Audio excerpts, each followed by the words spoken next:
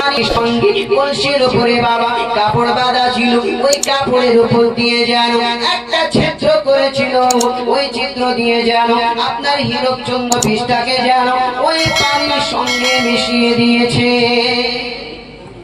কে যেন মিশিয়ে হযরত ইমামে হাসান যেন বাবা রাত্রি বেলাতে ঘুমিয়ে আছেন বাবা, ঘুমাতে ঘুমাতে যেন আল্লাহ পাকের দেও আপনার ইমামে হাসান স্বপ্নে মাঝে দেখে তিনার মা হযরত ফাতিমা যেন স্বপ্নে মাঝে তাকে দেখা দেয়, বলে ইমামে হাসান তুমি সহ্য করো না, তুমি কেঁদো না বাবা, তুমি কষ্ট করো না, অতি শীঘ্রই বেটা তুমি আমাদের কাছে চলে আসবে। হঠাৎ করে স্বপ্নে যেন তিনার পিতা আলীকে দেখতে পায়, কিছুক্ষণ পরে যেন আবার স্বপ্নে যেন নবীজিকে দেখতে পায়।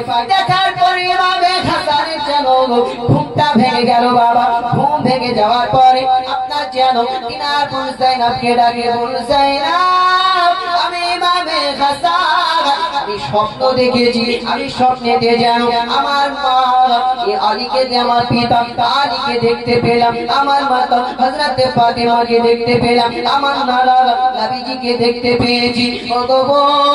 তুমি আমাকে এক বদনা পানি দাও, আমি পানিটা নিয়ে ওযু করে 2 রাকাত নফল নামাজ পড়ো। সুবহানাল্লাহ, 2 রাকাত নফল নামাজ পড়ো। আর বাবা আমরা যদি ঘুমের ঘরে স্বপ্ন দেখি তাহলে কি করি? এই ঘুম আসে পড়ে গেল ওইটা ওইটা।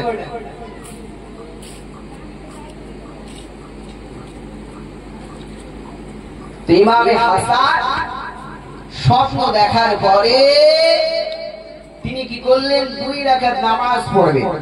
আর আমরা যদি ঘুমের ঘরে স্বপ্নে তো যদি ভূত ভাত দেখি বা অন্য কিছু দেখি আমরা কি করি? বা ভয় লেগেছে আর ঘুমাতে যায় না। তো কেউ চলে যাবে না, বেশিদূর হয়তো ঘটনা নিয়ে যাবো না, যতদূর শুনবেন ততদূর নিশানা নিয়ে যাবো, যতদূর আপনারা শুনতে যায়। কেননা আপনাদের সকলের জন্য খাবারের ব্যবস্থা করা হয়েছে, আপনারা খাবারটা খেয়ে যাবেন। খাবারটা কেন না খেয়ে নষ্ট হয়ে যাবে, আর খাবার নষ্ট করা ঠিক নয়।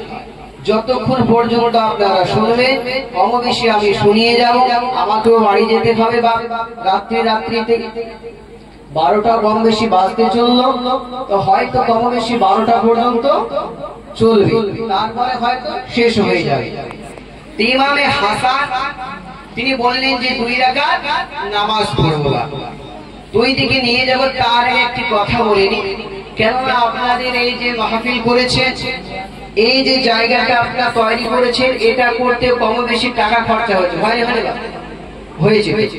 নিজের বাড়িতে যখন কোনো বিবাহ দেওয়া হয়, নিজের বাড়িতে যখন কোনো মুসলমানের খানা দেওয়া হয়, তখন বাড়িতে খরচা হয় না?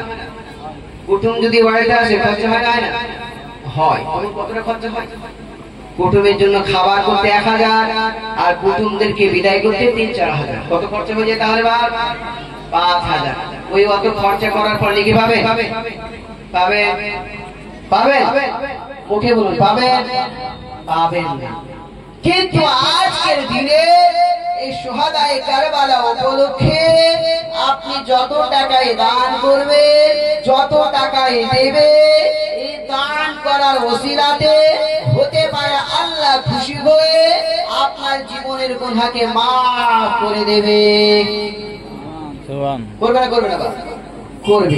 তাই বা বলি, এই যে খরচা হয়েছে, যে যতটা পারবেন আপনারা এই মাহফিলে দেবেন, কেননা খরচা করতে অনেক খরচা হয়েছে, নিজের সাধ্য মোতাবেক যত পারবেন দেবেন, কেননা ইসলামকে টিকানোর জন্য টাকা পয়সার খরচা হয়েছে। কেমন একদা জানো, একদিন আপনার হযরত উসমান গনি রাদিয়াল্লাহু তাআলা আনহু জানো আমার আপনার নবী পাকের দরবারে এসে বলে, হুজুর অমুক দিনের বেলাতে আমি উসমান আমার বাড়িতে আপনার দাওয়াত রইল, শুধু হুজুর আপনার নয়, আপনার যত সাহাবায়ে কেরাম আছে তাদেরও আমার বাড়িতে দাওয়াত রইল। সুরে বলুন। এই দেখুন দাদু মশাই চলে এসেছে, চটচট করে নিয়ে আসুন। বাপ দেরি করবেন না। এইদিকে বসে থেকে মা বলেন আপনার চারে, এইদিকে বিড়ি বাঁধে না মানুষে। মালদাতে কিন্তু খুব বিড়ি বাঁধে, মালদাতে গিয়েছি দেখেছি, মালদাতে খুব বিড়ি বাঁধে, খুবই বিড়ি বাঁধা পয়সা। বাপরে বাড়িতে নিয়ে বাড়ি যায় এই গন্ধ, শুধু টাকা টাকা।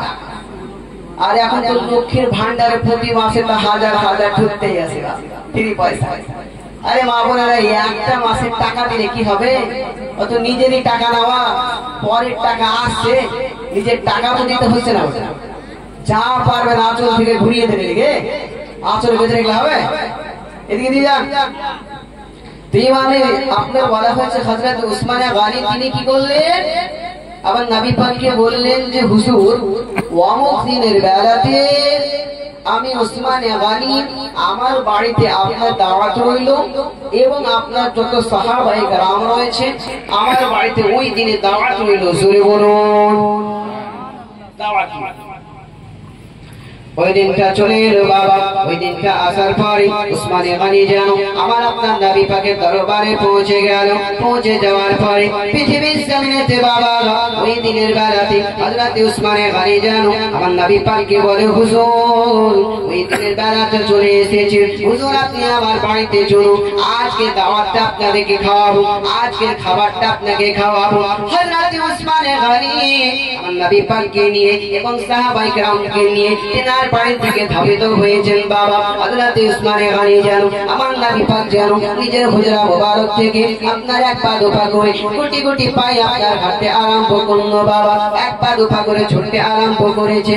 পিছনে তাকায় আমার নবী, আজ দেখতে পাই যেন উসমান আমার নবী পাকের যেন কদম গুনতে আরম্ভ করেছে, নিজের পায়ের ছাপটা যেন গুনতে আরম্ভ করেছে।